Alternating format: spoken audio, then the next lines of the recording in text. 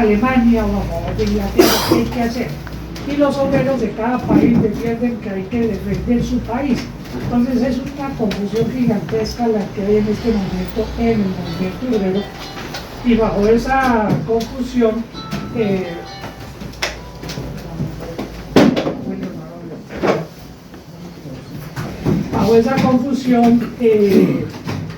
Lenin escribe varios textos.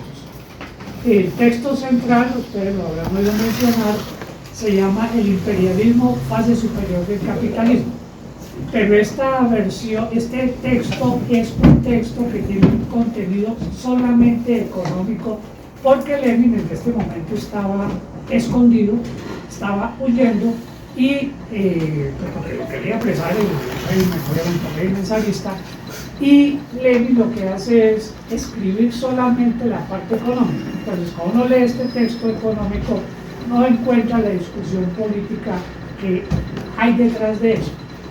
Eso ha dado origen a una serie de desviaciones posteriores, porque la gente en general coge el texto del imperialismo, fase superior del capitalismo, que es la visión económica, pero no miran el contexto político que está en los otros documentos. Raúl me dijo que les mandara un enlace para un documento, se los mandé. Ese es uno de los documentos que la parte económica la sintetiza en una página, y el resto es mirando la discusión política. Y hay otra serie de documentos similares donde Lenin plantea la discusión política porque, bueno, al igual de lo que dijo Andrés, aquí la importancia del asunto no es conocer la teoría económica solamente, sino mirar cuál es la utilidad política que tiene eso. Entonces, ese es el marco de referencia a la conmemoración de los 100 años de la muerte de Lenin, y la similitud en alguna medida entre la guerra de 1914 al 18, que fue la Primera Guerra Mundial, y lo que está pasando hoy con las guerras por Ucrania y la guerra por Palestina. Entonces, en ese marco, tener en cuenta pues el comentario de que el libro básico que usualmente se emplea para esto es el libro de El imperialismo, fase superior del capitalismo, que hay que estudiárselo, y el otro son el texto que les mandé de otra serie de textos, porque Lenin tiene varios textos que explican este problema, pues que abordan el problema. Y después de la toma del poder, Lenin siguió insistiendo en el papel del imperialismo para el análisis. Ese pues el primer capítulo, que es a manera de introducción, y paso al segundo capítulo, y es ¿cuál es el punto del imperialismo y qué ha dicho el marxismo en general? Más adelante me volveré a explicar las características del imperialismo, pero digamos aquí de entrada dos. El imperialismo la primera característica es que aparecen los monopolios. Hay monopolios, es decir, en un país concreto hay un control de la economía por un grupo o pocos grupos. Técnicamente realmente no hay monopolio, sino algo que se llama oligopolios. Entonces hay oligopolios. En el caso de Colombia,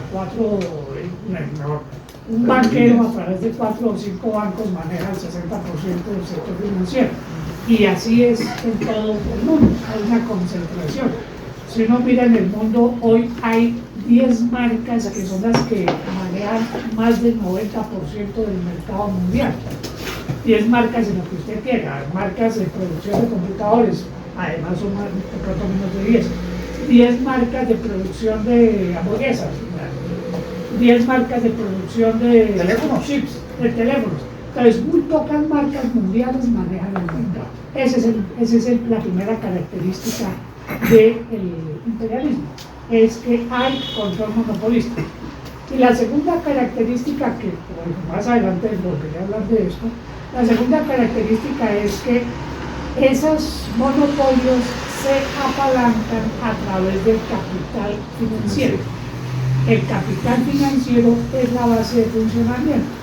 Y entonces termina ocurriendo algo que en Colombia vemos también todos los días. El dueño del banco es dueño de 100 cosas más.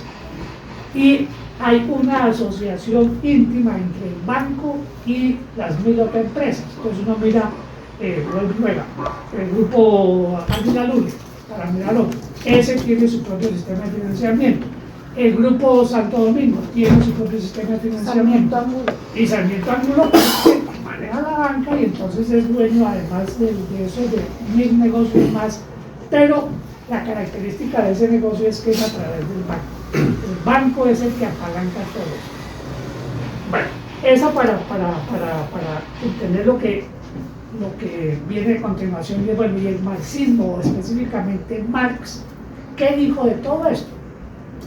Pues resulta que este capital financiero empezó a consolidarse y el monopolio más o menos en 1870 y empezó a expresarse como tal a final de siglo.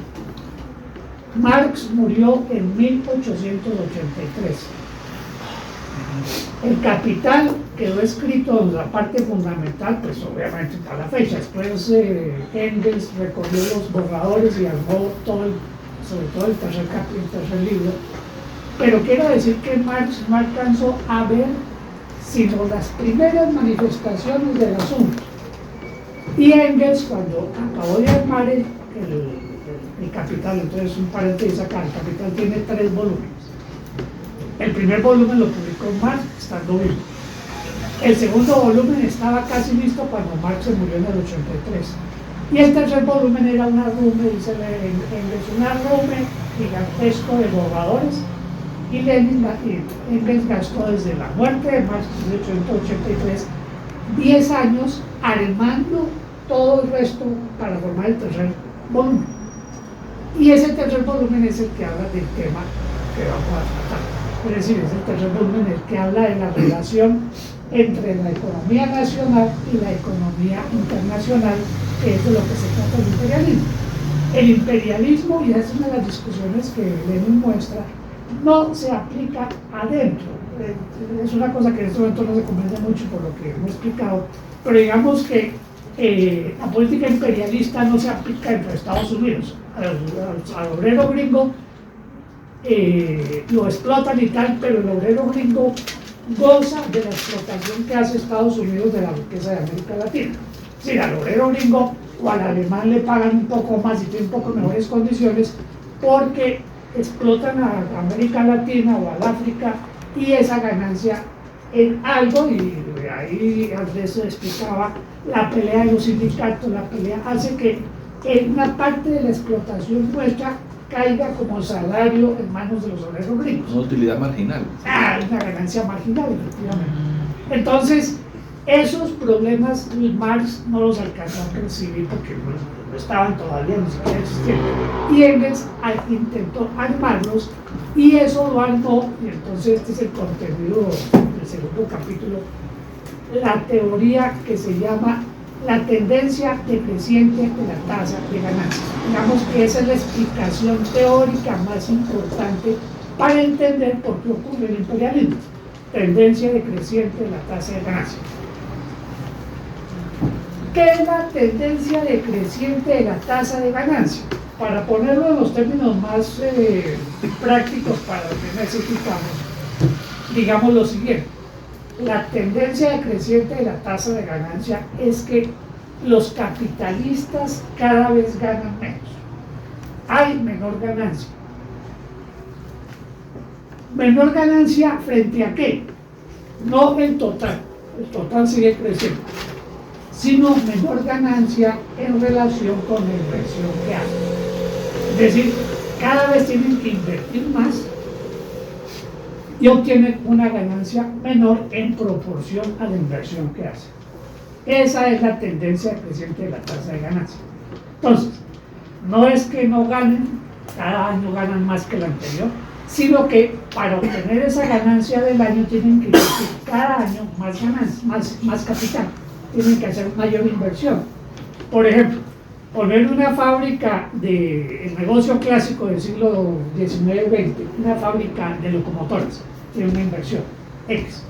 O poner una fábrica de carros, tiene una inversión. Pero poner una fábrica de chips, o una fábrica de celulares, o una fábrica de cualquiera de esas tecnologías actuales, implica una inversión muchísimo más grande. Y la ganancia es mucho más pequeña. Es decir, la tendencia creciente de la tasa de ganancia es que cada día ganan menos en comparación con todo lo que invierten. Y necesitan aumentar esa ganancia. ¿Por qué cae cada día más la ganancia? ¿Cuál es la razón de la caída de la ganancia? Por una explicación que es de... bueno, pero antes de decir eso, esa teoría de que la ganancia va cayendo no se la inventó Marx. Esa teoría venía de los economistas anteriores a Marx. Todos los economistas serios anteriores a Marx, Ricardo se llama uno y Smith se llama el otro, estos dos más otro grupo de grandes economistas de la época se dieron cuenta del problema, pero nunca lograron explicar qué estaba pasando. Hay documentos donde dicen esto está pasando, la ganancia cada día es menor, pero ¿por qué pasa eso? Y ninguno de ellos da una solución, ninguno de ellos puede explicar la cosa. Hoy todavía las versiones no marxistas no saben cómo explicar el asunto. ¿Cuál es la explicación que da Marx? Que la ganancia, y eso alcanzó a ir ahí también de eso, la ganancia proviene de una sola cosa, del uso de manos de obra, de uso de obreros, de explotación, no dicho de obreros. La ganancia no viene del uso de las máquinas. Una encuesta a boca de una. ¿Quiénes de ustedes estudiaron contabilidad? No nos alcanzó. ¿Usted quién es contador? No. Contabilidad. Lo mínimo de contabilidad. Administradores de empresa, un barniz de todo. Ustedes recuerdan cuando uno le dicen la depreciación. Sí. Ajá. Entonces, ¿qué es la depreciación? Que este mueble va a durar 5 años. ¿Y que me costó? Bien caro, $1 millón. Divido ese $1 millón al cabo para 5 años y voy depreciando, ¿cierto? Cuando se terminen los 5 años, yo no gano por la depreciación. Lo que tengo es otra vez capital para reponer la mesa que se acabó. Si no saco ganancia de ahí. Si yo compro una máquina que se deprecia en 10 años, hago la misma operación, la deprecio, pero yo no estoy ganando de ahí nada. Estoy reponiendo el capital para comprar otra máquina mejor, u otro edificio, u otro mueble. Por eso es que las máquinas no dejan ganancia, porque son depreciación. En cambio, cuando usted contrata trabajadores, usted está ganando algo más de lo que le paga el trabajador. Ahí es donde también se lo digo. ¿Cuánto? Eso depende de la capacidad de lucha y de la explotación de todo. Pero el capitalista está ganando con base en su trabajo. Esa es la fuente de ganancia, dice el marxismo. ¿Qué pasa? Que día por día las empresas emplean en proporción menos obreros que antes. ¿Qué es lo que pasa? Pero lo que estamos viendo acá es la angustia que vemos todos, que están echando a los trabajadores para poner robots. Pero el robot es una máquina que se depreciará como ocurre con la mesa. Es decir, no van a ganar ahí nada, señor. Y no habría teoría de la depreciación de la mano de obra con base en la vejez. Pero esa no la asume el capitalista. Okay. Esa la asume la familia, su pensión, pero no hay, porque igual le diría que usted no funcione por la hecha. Sí. Así de sencillo, así de sencillo. Es decir, evidentemente hay depreciación de la fuerza laboral, evidentemente. Pero esa depreciación del capitalismo la resuelve a través del ejército de reserva que les compramos. Es decir, tiene un poco de obreros ahí, usted ya está muy viejo para eso, pero se va. Chao. Ese se deprecia, pero eso no lo asume el capitalista. El capitalista se queda con la fuerza productiva mientras esté produciendo, ¿no? O sea, antes de que depresione le sacan hasta la última gota de... Esa es la base de la teoría de Marx. Obvio, si usted le dice a Luis Carlos Sarmiento Angulo o al señor Morgan, ¿de dónde sale la ganancia?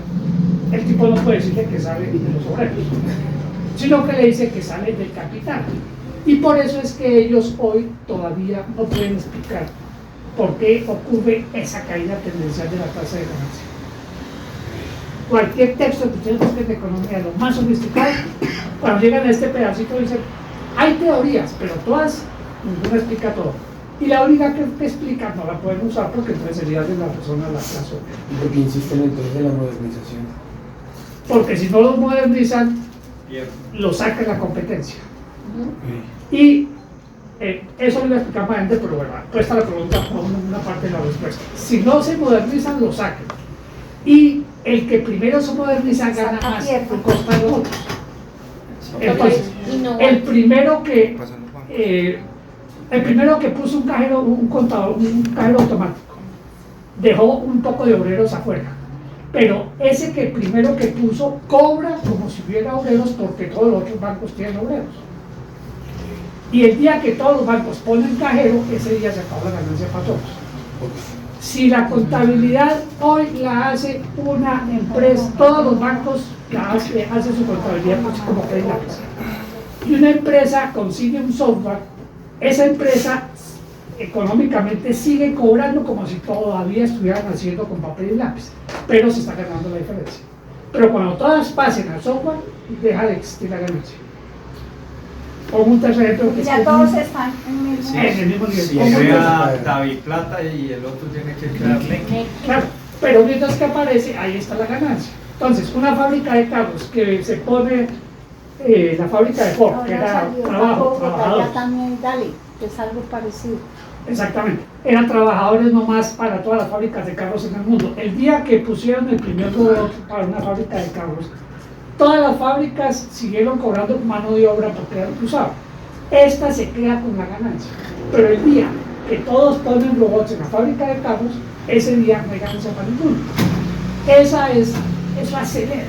La competencia de ellos está en la innovación. Está en innovar y aguantar la innovación, por eso se inventaron las patentes, para que lo que yo uso hoy, el otro no lo pueda usar Reciba tan rápido. y reciba dinero. Claro, y yo pueda recibir el dinero. La ganancia de Es decir, a pesar de que todos están en un mismo sector económico y son dueños de capital, pelean entre ellos por la mayor tajada del Como toque. en la banca comunitica este señor David, ¿cómo se llama? Vélez. David Vélez, que todo es digital, él no tiene oficina, no tiene personal, todo es por esto. Pero él cobra como si tuviera Ah, todo sí, eso claro. al mismo nivel. Claro. El día que todos estén ahí, tienen que trabajar. Por eso creció tan rápido. Por eso que entonces el innovador gana y crece, mientras que los Pero otros no igual, lleguen a llegar al punto. Entre lo igualan, sí. Entre lo igual, Indícale. no ven a la frontal bestia. Entonces, Muy buena pregunta. decía, la causa de la caída en la tasa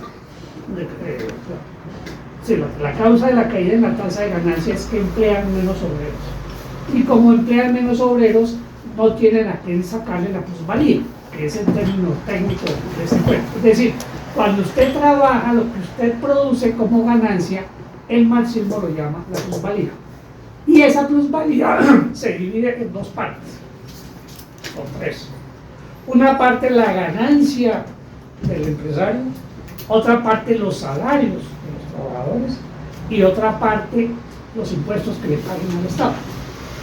¿Cuál es la pelea entre los tres? A mordisco limpio. ¿Qué pedazo de esa ganancia le queda a cada uno? Empresario que hago todo. Entonces, si no hay sindicatos, si no hay gobierno, entonces el empresario se quedará con todo, ni siquiera le dan al Estado. Y cuando el Estado tiene cierta fuerza, el Estado pide. Y si los obreros no tienen fuerza, pues sencillamente les dan lo de la subsistencia. No está cerca. Para que no se vuelva, como dijo Cristian, para que no se vuelva del obrero, para que no salga de la fuerza de trabajo muy rápido. O sea, para que le puedan gastar 20 años de trabajo, entonces hay que darle cierta comida. No pueden mandarlo creciendo con hambre a trabajar, sino que aguante más o menos 20 o 25 años trabajando para sacar el Estado. Entonces, esos tres se dividen la ganancia. Si la ganancia es producida solamente por uno y dividida entre tres, si ese uno cada vez es menos, pues cada vez habrá menos ganancia. Así de sencillo. Pongo otro ejemplo del otro sector. En el mundo, Estados Unidos es uno de los mayores productores agrícolas. Pero Estados Unidos tiene 350 millones de trabajadores. Y de esos 350 más o menos, le apuesto la apuesta, no llegan ni a 7 millones de campesinos. no son ni siquiera 7 millones, el 2%. Y sin embargo producen la comida para todo el mundo. Pues para todo el mundo producen, el mayor exportador de fruta no es Colombia, es Estados Unidos, curiosamente. O de soya, o de trigo, de maíz. Bueno, si todo el mundo produje, bueno, y en este momento hoy de los 8.500 millones de trabajadores que hay en el mundo, de personas que hay en el mundo, 8.500 millones, de esos 8.500 más o menos 3.500 están en el campo. Una cifra como 65% en las ciudades y el 40% están en el campo. Si todos produjéramos como producen los ricos, sobrarían más o menos de los 3.300 millones. ¿Qué haría usted con 3.300 millones? Ponerlo a aguantar hambre en la calle, listo. Pero el punto desde lo que estamos enfocando es, ¿y quién produce la ganancia? Si usted reduce de 3.500 millones que hay en el campo a 200 millones en el campo, en el mundo, con todos con la tecnología gringa, 3.500 millones 3.500 millones de campesinos en el mundo. en el mundo. Si esos 3.500 trabajaran con la tecnología gringa, se necesitaría 200. por ahí 200, 300 millones. ¿El resto qué? Bueno, la mayoría sería. Por eso peleamos lo de la renta básica. Ahí está lo que dieron el documento que hicimos para hacer. Ahí está lo de la renta básica. ¿Por qué la burguesía usa renta básica? Porque no pueden dejar morir masivamente la gente tampoco. O sea, no está dentro de sus posibilidades de dejarlo hacer porque si no se le forma la revolución al otro día. Pero en cambio la explotación sí se les evaporó. Porque ya lo están explotando sino a 200 millones de obreros, de campesinos, no a los 3.500 del principio.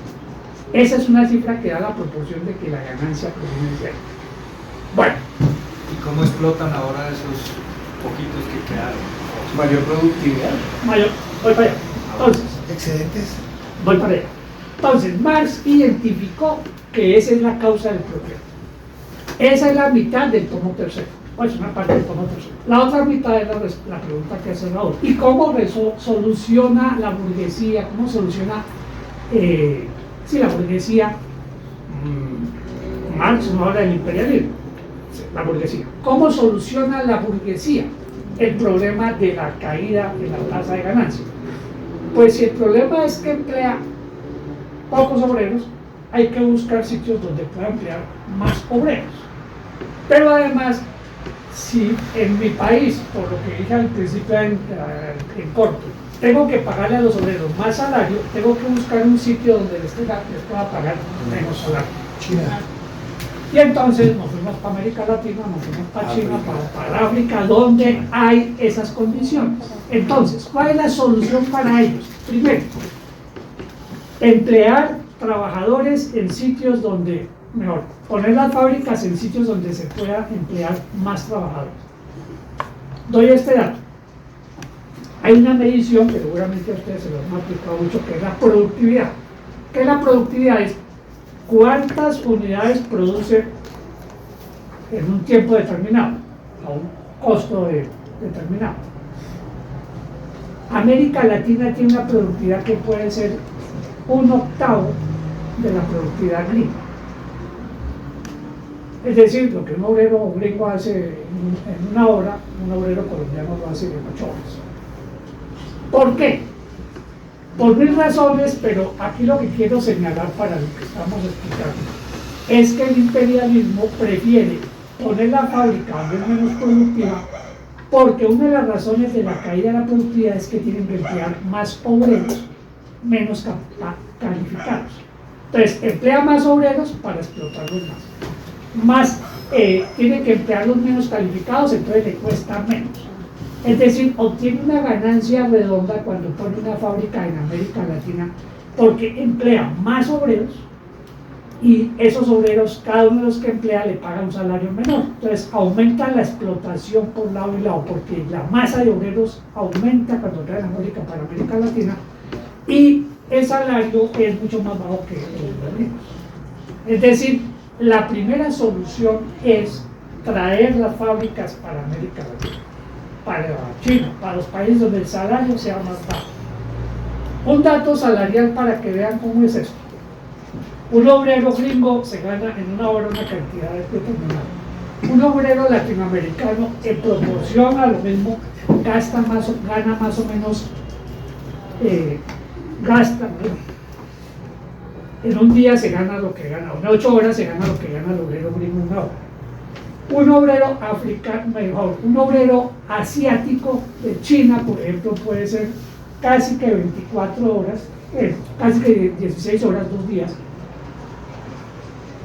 para ganarse lo mismo que gana un obrero gringo.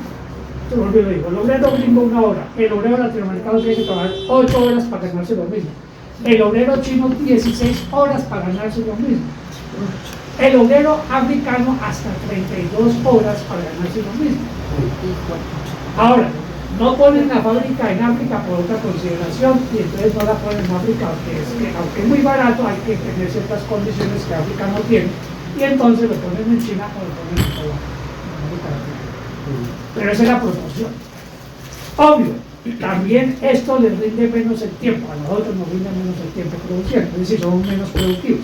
Pero en la cuenta final les queda más ganancia, porque emplean más obreros y les pagan mucho menos salarios.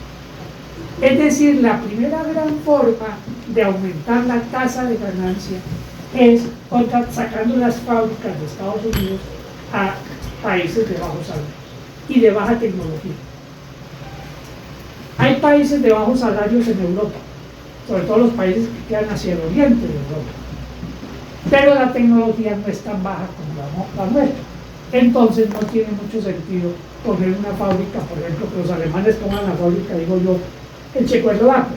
Pueden ponerla, de hecho hay mucha fábrica en Checoslovaquia, pero el mejor negocio es intentar ponerla en Asia, porque ahí la productividad es menor, pero los salarios son mucho menores.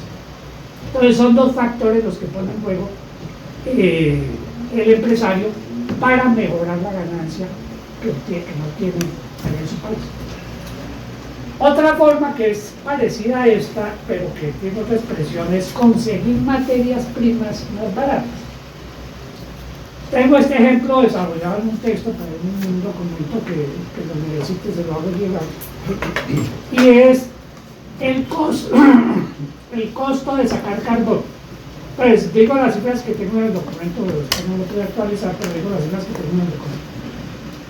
Este estudio es como del año 2005.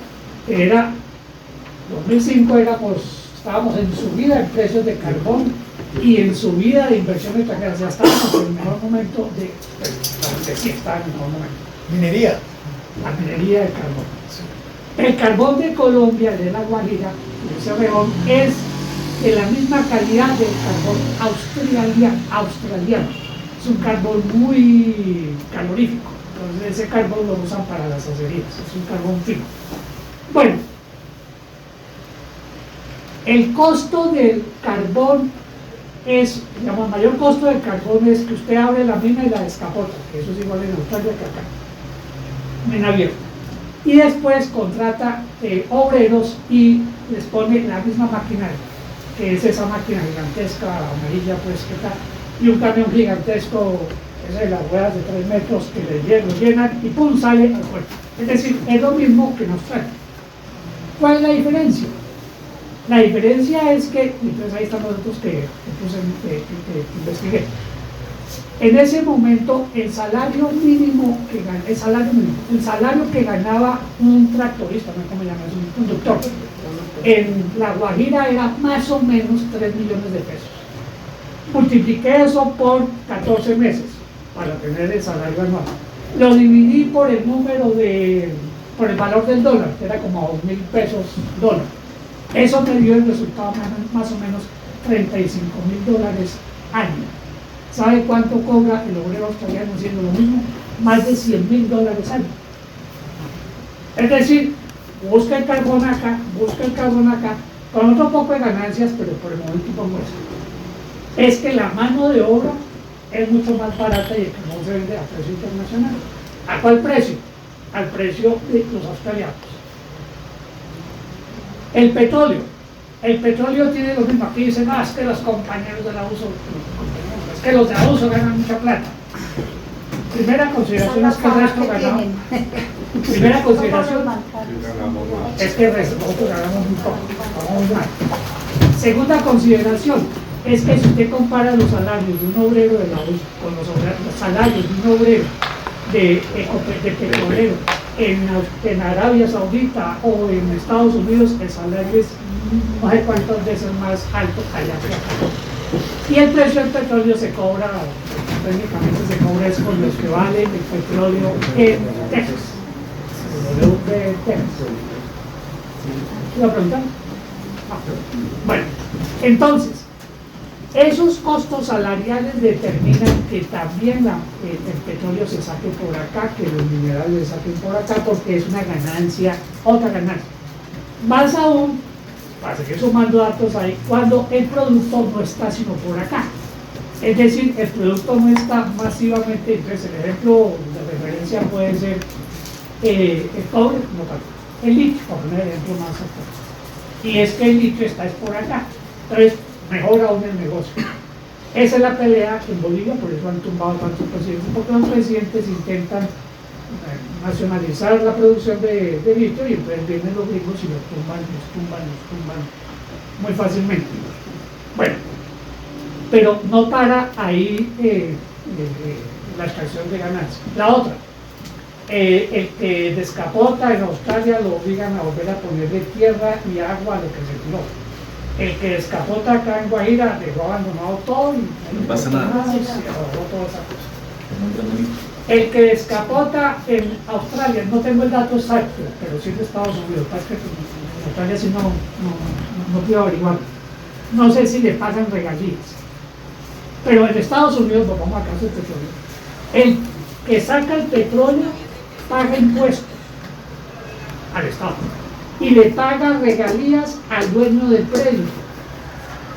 Eso fue lo que aquí Ocampo y Petro intentaban poner y la Corte no aceptó.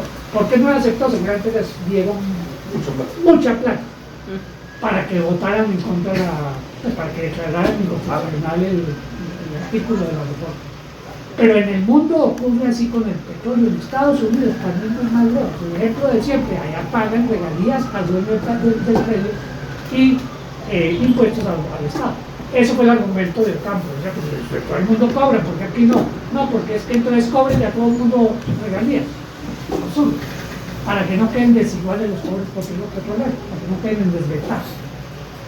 En fin, Marx en el tomo tercero encontró muchas explicaciones de cómo bajar la tasa de ganancia. Vamos a aquí mi soplete a ver si no se me queda ninguna importante.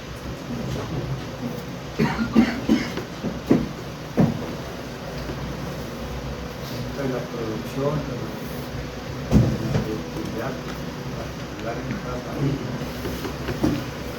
Otras que no tienen, pues hay que mirarlas más con cuidado para ver cómo se ven es esta. Aquí en general la educación y la pensión y la salud la paga el trabajador. En otras sociedades como la alemana es un impuesto común y con eso se mantiene el sistema. En Estados Unidos es una mezcla ahí de las dos vainas, pero en los países donde no le corresponde al trabajador pagar eso, la ganancia es mayor. Entonces, en el caso de Colombia, al trabajador le ponen encima más de la mitad de los pagos de salud, pensiones, ARL, todos esos urbanos con no. Entonces, esas son otras formas de ganar. Entonces, en síntesis, lo que Marx plantea en este tomo tercero es que el capitalismo para ganar tiene que expandir, tiene que empezar a crear comercio exterior fuerte. Y esa creación del comercio exterior fuerte se constituye en el primer eslabón para el imperialismo. Ahora, pero después hay que aumentar la relación de esa tendencia decreciente y el tema de la democracia, un elemento también en algún momento para resolver de contener un poco la tendencia decreciente. Sí, entonces, Es decir, el fascismo. sí. La respuesta en breve es que esto puede ocasionar levantamientos populares, este tipo de forma como llevan el planeta. Y la solución es el imponerle sistemas fascistas o antidemocráticos a la población. Pero eso lo pienso trabajar más adelante. Perdón. Entonces, pero si no está ese componente, y por eso mencionaba en la introducción ese dato del ENO, porque aquí estoy repitiendo el análisis económico y después viene el contenido político del asunto. Lo mencionaba porque, Pascual, en algún momento lo va a interesar, algunos de quienes estamos aquí estamos en la cosa esta bancaria, que algunos hemos dicho, estamos enfrentando el tema de la reducción de la democracia en el puesto de trabajo, Ajá. que tiene que ver con el tema de la productividad y de la exigencia de metas comerciales y el despido de trabajadores hoy en día porque no cumplen metas comerciales, es una cosa que se volvió general. ¿Sí? Sí. Pero bueno, en algún momento queremos hablar de eso, aterriza incluso en esas cosas tan particulares que uno cree que no tienen conexión con el mundo y con la vida, eso que estamos enfrentando a diario, que es esta vaina de reventar a la gente. Así es. Entonces ahí en su momento, ya es la próxima semana, miraremos el tema. Como les dije, podría haber intentado empacar todo, pero creo que si esto no queda más o menos claro, ahí para adelante queda todo como que así es, pero no sin explicación. Entonces, bueno, no he rematado la segunda parte. Hay otro dato que aparece ahí, mirado actualmente, y es que en el manifiesto del Partido Comunista, Marx dice una frase que cuando lo escribió dijeron, ese man, ahí está loco, es que está loco. ¿Qué es lo que dice la frase más o menos? Dice, llegará el día en el cual la producción nacional perderá su carácter nacional. Será una producción mundial, una producción en la cual los países participarán todos en la elaboración del producto. Dijeron que estaba loco ya. Esto lo escribió en 1848 en el manifiesto del Partido Comunista. Me acordaré de mandarles ahí por medio de la cita concreta de eso. Pero es para señalar lo siguiente. Marx previó algo que hoy está andando a toda máquina, y es las cadenas globales de valor. ¿Qué es lo que hay de por medio? Que los grandes avances, lo que pregunta Cristian, los grandes avances que hay en la producción han permitido desarmar los componentes de los productos a través de módulos de plataformas, y cada país se va especializando en algo. Entonces, la división del trabajo en la época que escribió Marx y en la que escribió Lenin, la división del trabajo es que, por ejemplo, toda la locomotora se hacía en Gran Bretaña, toda, desde las ruedas, pasando por los vagones. Y aquí cuando llegaba una locomotora la desarmaban porque no había forma de subirla por el río Magdalena. Entonces la desarmaban, pero el que la armaba era un ingeniero inglés que venía y armaba la cosa, hasta los vagones. Y el mundo dedicaba unos países a hacer locomotoras y otros países a hacer agricultura. Es decir, los países centrales se dedicaban a la industria, que era textil, la industria metalmecánica como las motoras, y pares de contacto, la industria química. Y el resto de actividad se la pusieron a los países atrasados, que es la agricultura y la minería esencialmente. Producción de materia prima. Eso fue la forma que Marx y Lenin vieron. ¿Qué es lo que ocurrió después?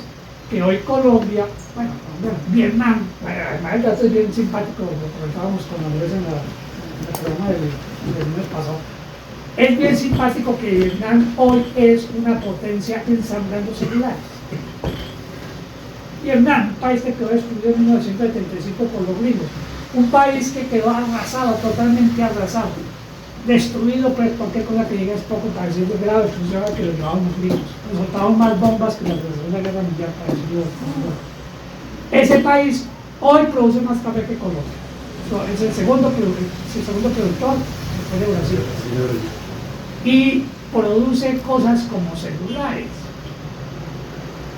¿Va a salir del atraso con eso? No. Entonces, lo que quiero señalar en este momento es que ese modo, esa forma de desbaratar la producción hace que el imperialismo coja países para hacer el producto y después desarmarlo, después armarlo. Y lo arman, y la ganancia no está ni en armarlo, ni en producir las partes, sino en la idea central del diseño del producto. Es decir, la gran ganancia de Microsoft o de Apple, ahí dibujan siempre, está viendo una sonrisa allá, una cara feliz, solamente la sonrisa, ¿no? Solamente la sonrisa. O sea, una vez así, eso, ay, mamá, pudo haber sido más grande, pero así. Una línea horizontal, vertical en la parte derecha, en la parte izquierda del asunto. Y una línea horizontal por debajo. Eso lo llaman la gráfica del ensamblaje. ¿Quién gana en eso? Entonces, arriba en la parte izquierda está, no, ahí en la sonrisa. Ajá, ahí está el diseño. Y en la parte derecha, en el otro extremo está el mercadeo. Y en la parte de abajo está el ensamblaje. Y en la parte intermedia entre el ensamblaje y el diseño está la fabricación de las partes. Es decir, por ahí. Digamos que con eso se hace una idea de lo que quiero señalar, y es que las cadenas globales de valor y de suministro tienen esa forma que llaman smile. Smile es sonrisa en inglés. Es el que gana, es el que hace el diseño. Mire, Microsoft pone a las empleadas, hace el diseño, Microsoft o Apple, y después es el que vende celular, no se lo da a nadie más. El resto todo se lo da a otros. ¿Por qué? Porque es la cadena de producción que deja algo de ganancia. ¿Dónde está Vietnam? Pues quizás ahí, o un poquitico más arriba haciendo algunas partes. Pero las grandes partes las hace, por ejemplo, Corea. Entonces Corea estaría más arriba, casi llegando a diseño, pero no como diseño. ¿Y China qué fue? China estaba abajo y empezó poco a poco a devolverse hasta llegar hoy a casi diseño, todavía no diseño. Eso es un avance que los que se lo inventaron ganaron más. Pero hoy todo el mundo está haciendo lo mismo, es decir, todas las grandes fábricas del mundo están haciendo eso que es cadena global de suministro. Con otros datos de los conflictos por la guerra de Ucrania y la guerra de Israel, pero eso ubico Chile, eso lo hacemos en la siguiente sesión. Podría empezar la tercera, me quedan 10 minutos de acuerdo a lo prometido, pero si la hago me queda rota el asunto y entonces se pierde el hilo de la cosa. Entonces vamos en dos partes, quedamos para la tercera parte. El compromiso hasta donde mi horario me lo permite es llegar aquí entre 9:30 y 10 la próxima semana y darle 2 horas al asunto. A última hora, como hoy, afortunadamente el resto abundante tema, entonces no se me toque llegar tarde, pero iba a llegar a las 10. Bueno, entonces los dejo ahí. Les mando lo de la cita de Engels, de Marx en el manifiesto. Les encargo, lean el documento que les mandé de imperialismo y... Profe, los libros que dijiste básicos, ¿eso sí se consigue? Muy fácil, esa literatura está puesta, hay una entidad marxista en el planeta que los tradujo todos y están todos. Entonces se consiguen fácil, pero para facilitar aún más la cosa, a través de Raúl se los hago llegar. Ay, sí, listo, para leer. ¿Cuándo tuvo que ver Ford en eso? Primero idear las cadenas de producción para después... Sí, pero es una cadena interna, era la cadena de la misma forma. Pero la idea sí es la misma, es desarmar el producto y en vez de hacerlo todo en una fábrica, mire, la fábrica de Boeing, se me olvidó el dato, pero creo que dicen que mide como 100 kilómetros, una vaina gigantesca. ¿Por qué? Porque la fábrica de Boeing, por un problema de seguridad nacional, no ensambla mucho por fuera. La fábrica de Airbus, que es la europea, hace todo, pero esa sí puede hacerla un poco más desagregada porque la hacen entre Francia y Alemania y no es militar, en cambio esta sí es puramente militar. La SpaceX Volkswagen tiene ya su gran fábrica en Brasil. Brasil. Aquí tuvimos un avance, tuvimos un avance de que aprendimos a hacer motores en la etapa anterior. Colombia sabía hacer motores desde la Renault. Y Gaviria acabó con todo de golpito. Queridas y queridos compañeros, Bienvenidos al desastre. entonces nos vemos aquí.